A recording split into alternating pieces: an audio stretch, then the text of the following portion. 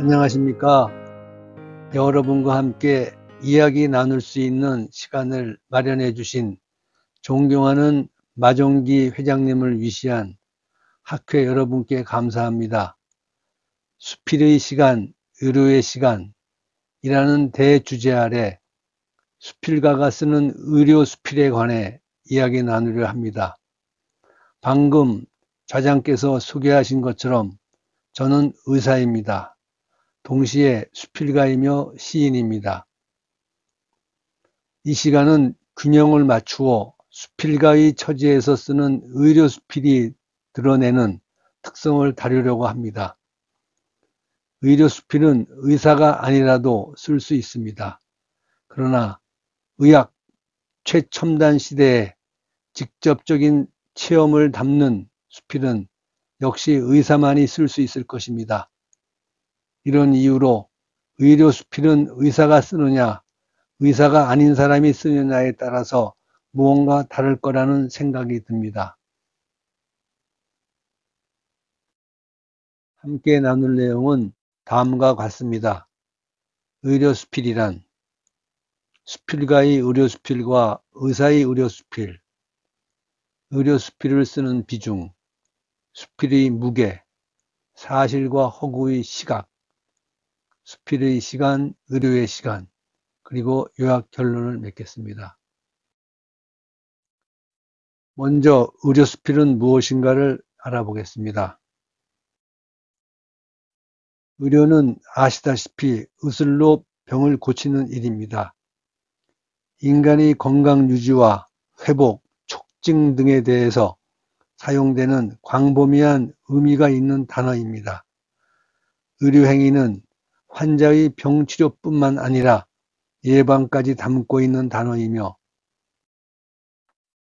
의료에 관하여 쓴 수필을 의료수필이라고 생각하고 있고 의료에 관하여라는 말은 진료 시에 일어나는 매우 소소한 일상에서부터 윤리, 역사, 경제, 사회학으로 그 범위가 넓고 다양합니다. 이어서 수필가가 쓰는 의료수필은 어떠한 특성을 지니고 있는가를 다음의 세 가지 측면에서 첫째, 의료수필을 쓰는 비중, 둘째, 수필의 무게, 셋째, 사실과 허구의 시각 등에서 파악하고자 합니다. 수필가가 의료 수필을 쓰는 비중으로 본 특징입니다. 수필가의 의료 수필 비중을 살펴보기 위해서 실험군으로 수필가의 수필 148편, 대조군으로 의사의 수필 183편을 연구 대상으로 했습니다. 수필가의 수필로서는 베이컨의 수필집 59편, 찰스 램의 엘리야 수필선 19편, 피천득의 수필 35편, 법정의 무소유의 35편까지 해서 총 148편입니다. 의사의 수필은 역사가 40년에 달하는 박달회 수필집의 제37집에서 39집에 나오는 의료수필 183편입니다. 수필가가 쓴 의료수필을 잠시 살펴보겠습니다. 먼저 베이컨 수필집의 건강관리를 잠시 읽어보겠습니다. 건강관리에 의학의 법칙을 능가하는 지혜가 한 가지 있다. 즉 무엇이 좋고 무엇이 해로운가를 스스로 관찰하는 것이 건강을 유지하는 최선의 의술이다. 건강하다고 하여 의학을 완전히 도외시하면 정작 약이 필요한 때가 되면 의사들 가운데는 환자의 기분을 맞추고 달래는 정도가 지나쳐서 거꾸로 병의 치료를 너무 엄격히 하여 찰스 램의 회유기를 살펴보겠습니다. 지난 수주일 동안 신경성 고열이라는 병이란 얼마나 자아의 세계를 확대하여 주는, 그러나 의사 자신도 그렇게 변할 수가 있겠습니까? 이 사람이 바로 며칠 전까지도 자연이 여신이 보낸 엄숙한 사자로서 그렇듯 오만한 거인이었던 내 대신에 또 다시 내 본연의 자태, 대수롭지 않은 수필가의 수척하고 야윈 모습으로 돌아간 나를 보게 되었습니다. 법정 스님이 쓴 동서의 시적입니다. 지극히 간단하고 신속한 진료였다. 그 의사에게 신뢰가 가지 않았기 때문이다. 종합병원이란 곳은 주머니 실력도 종합적으로 공평하게 분산시키는데 의사 자신이나 그 가족의 경우였다면 그같이 했을까? 누는 그 뒤 한의사의 가루약 5봉지를 먹고 나왔었다. 막막한 그 육신의 비애를 치러가면서 피천득의 시골 한약국입니다. 약국도 천장을 쳐다봐도 먼지 앉은 봉지가 10여 개쯤 매달려 있을 뿐이었다. 어째서 내가 구해놓은 이 책들은 예전 그 한방의가 나한테서 돈을 취하여 사온 진피, 후박 같은 것들이다. 이로써 6편의 수필을 간략하게 소개했습니다. 이를 정리하여 보면 수필가의 수필 148편 중 총 6편이 의료수필에 해당하였고 의사의 수필 183편 중 78편이 의료수필에 해당하였습니다. 즉 수필가의 수필은 중에 4.05%가 의료수필이었고 의사의 수필 중 42.6%가 의료수필이었습니다. 이를 파이 그래프로 다시 보면 역시 수필가의 수필은 중 4.05%가 의료수필에 해당하였고 의사들이 수필의 42.6%가 의료수필에 해당하였습니다. 즉 수필가들이 의료수필을 의사들보다 적게 쓴다는 사실을 알 수 있습니다. 수필의 무게로 본 특징입니다. 흔히 수필을 포멀과 인포멀로 구분합니다. 포멀한 것을 중수필이라고 하고 객관적, 사회적, 사색, 논증, 주지적이며 대표 작가로는 베이컨을 들 수 있습니다. 인포멀은 경수필이라고 하고 주관적, 개인적, 일상서술, 주정적이며 대표 작가로는 몽테뉴를 들 수 있습니다. 중고와 경의 구분으로 수필가가 쓴 의료수필과 의사가 쓴 의료수필을 백분율로 나눈다면 수필가가 쓴 의료수필의 6편 중 1편 정도가 경수필로 17%가 경수필에 해당합니다. 반면 의사가 쓴 의료수필은 78편 중 1편 정도가 중수필로 98.7%에 해당하는 수필이 경수필이었습니다. 즉 수필가가 쓴 의료수필은 의사가 쓴 의료수필보다 중수필에 비중을 많이 두고 있다고 할 수 있습니다. 사실과 허구를 바라보는 시각에 관한 특성. 흔히 수필의 목적 측면이나 수필의 기능적 측면에서 그 기능이 교시적이거나 쾌락적인가, 수필의 가치면에서 수필의 유용성을 고려해 수필을 구분하고 있습니다. 수필가 윤재천 교수께 좋은 수필은 무엇이냐고 질문했습니다. 고정관념을 탈피해라, 디자인화해라, 시대 파악을 해라, 압축해라 라고 4가지를 말씀해 주셨습니다. 그런데 무언가 한 가지 빠졌다는 생각이 들었습니다. 수일 전에 마침 중국의 유협이라는 작가의 문신조령을 접하게 되었는데 그곳에서 빠진 한 가지를 찾을 수 있었습니다. 바로 문심입니다. 수필을 포함한 모든 문학에서는 마음으로 쓰는 것이 중요하다고 생각합니다. 즉, 수필이 좋다고 독자들에게 읽히기 위해서는 고정화관념을 탈피하고 디자인화 되어야 하고 시대성이 있어야 하고 압축되어야 하고 마음으로 쓰는 것이 중요하다고 생각합니다. 여기서 잠깐 의사의 특성을 의료인문학의 석학인 윌리엄 설리번 교수의 말을 인용해서 살펴봅니다. 그는 의사로서의 직업성, 정의적 임무수행 능력, 태도, 가치관, 사명감, 도덕성과 전문성, 숙련성, 지식, 기술, 의료의 전문적 효율성을 갖추라고 말하고 있습니다. 앞에 말씀드린 좋은 수필이라고 하는 것과 의사의 특성을 대비해 보았을 때 약간의 거리가 있음을 알 수 있습니다. 의사에게 요구되는 자질을 살펴보면 비판적 사고, 정보관리 능력, 의사소통 능력, 전문 기술, 과학적 근거, 가치관과 태도, 지역사회의 요구 등을 들 수 있습니다.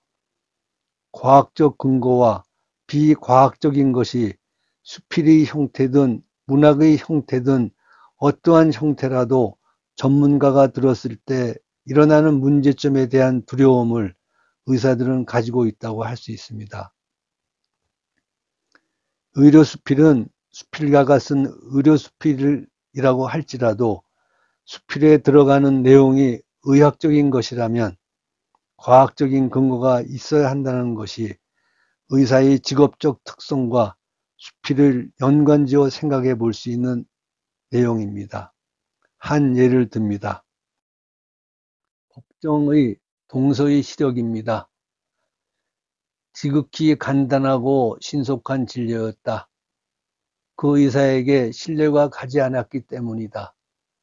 종합병원이라는 곳은 혈액이고 변이고 검사 결과는 물론 정상이었다. 그토록 정상인 내 몸을 이번에는 또 수술실로 데려가는 것이었다.